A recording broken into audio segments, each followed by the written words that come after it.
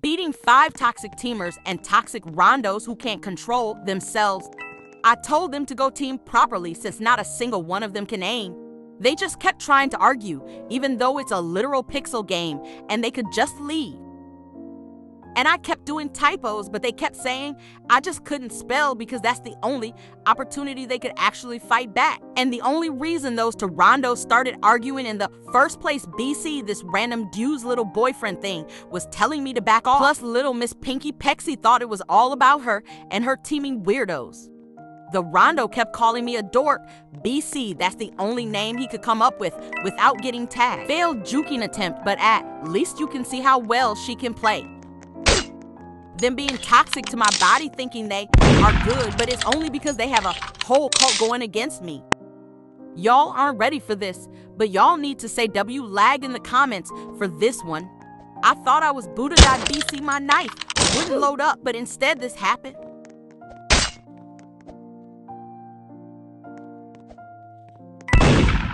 Noodle Hair thought she could win, and Pinky Pexy thought she could hide and get away with it. Them being toxic to my body again since they have nothing else in their lives to do. I shot her BC, the rondos eventually left, and I have nothing else to lose since it's just me and these stupid teamers. And OFC, her stupid hitbox kills me. BC, literally, where was she? She wasn't even on my screen. Another rondo joins and starts arguing with me and my friend, even though he literally looks like a Sprite bottle. Saying my friend is a kinda boy and he's into men. BC, they thought he was my BF. But where was Granny's aim here? She missed miserably, so her teamer had to come get me for her.